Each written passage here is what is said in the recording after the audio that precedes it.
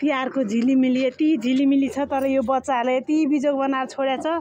3टा बच्चा थियो, एउटा बच्चा पनि छैन अहिले। हेर्नु त्यो बच्चा स्कुटरमा चढेर मैले बल्ल बल्ल लिएर आएको यसलाई।